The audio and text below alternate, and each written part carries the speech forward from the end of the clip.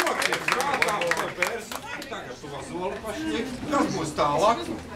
Tad pirmais dzīvals, ko es skaitīšu, ir nosaukumu draugs. Jo, Ļeņingrada ir tā vieta, kur ieejot jebkad un ar jebko, tu nākamajā brīdī attopies labu draugu kompānijā. Tieši tā. Tā taču ir, vai ne? Tā ir, tās ir otras mājas. Daudz labi draugi. Līdz ar to jā. Es kritu, nespēju celties. Dzīves spēku no jauna smelties. Ja vien pār smilšu kāpām, tu nenāk ar gaišām lāpām. Tu vēlējies, lai rakstu dzēju par mūsu mājām. Skaļu par vietu, kur iepazināmies un daudzkārt tikāmies. Tu uzticīgs man palicis un daudz ko pārcielis, kad muļķības izdarījis un pat skaļi raudājis. Nepameti mani vienu, reizēm bija šokā, skaļi smēju, daudzkārt mierināju un reizi nenodevu.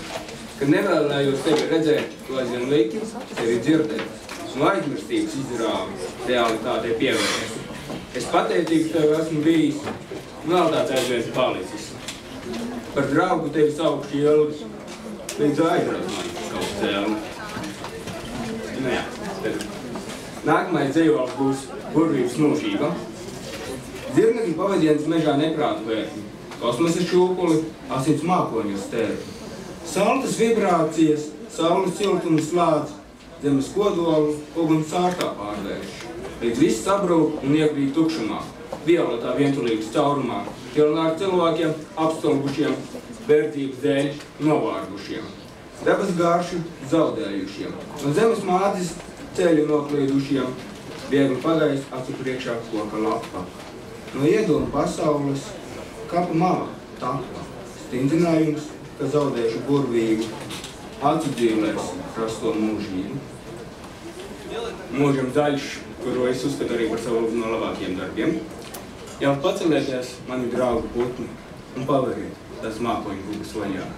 Lai vismaz daži, skaisti, saules stari iespīd manā sakropļotajā vaigā.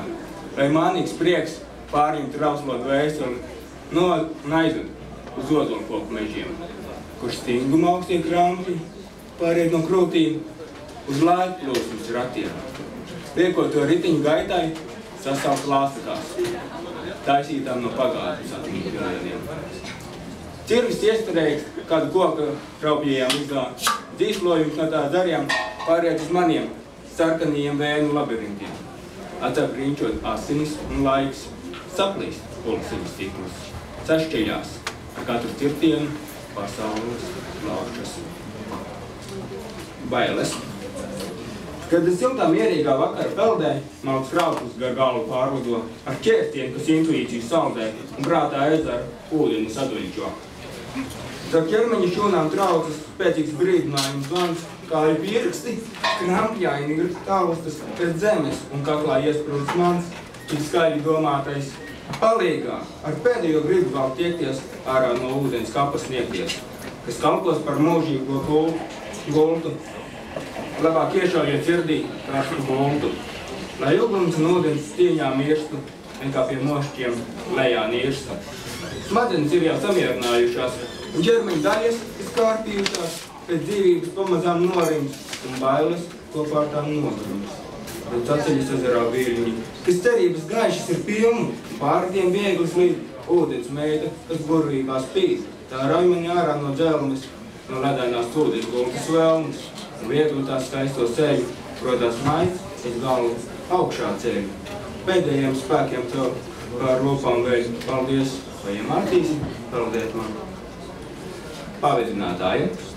Kad laimes brāzmainais zirgs paklups pār tukšu gaisu, pagātnes ēnās paslēpsies sirds, kas pārvalds pār acīm akluma maisu. Kad izpratīs no patiesās realitātes, radīsies dzīvē jaunas kvalitātes. Maska ar neredzamu rātu, kas vienīgā atgādinās spētu. Skaistās ūdensmeitas acu klālumu, auras nebeidzamo mīlumu, kas padarīja mani par vargu, jo sapnī ievada brīvības sargu. Un pēdējais – vakara blāzmā. Tur vislēn vakara blāzmu paklīduši garāņi kārpās ārā, valgot sev līdzi miglēnu stāstus, kas vēršas neprātīgā zvērā. Viegli norīd skumji ar asu slāzi, tā sadara, kā sauca bērzu tāsa. mežoņu bakārajiem nagiem talkā ir jānāk skaistajiem meža gariem. Caur vīslainu vakaru blāzmu uziet dzīvības samtāju, es pārvēršu harmonistu stāstu un sadegusī lāzi kļuva zeltainu. Sundiļā klētā tērptu princese maigi noķer krasas lāzi, ieliek to veikti koka sumbrā, kas pēkšņi sazaļo krāštu. Tur vīslainu vakara blāzmu ar samtainu pieskārienu, kurš pārtrauc neparasto stāstu un saņem laimi savu skāvienu. Paldies!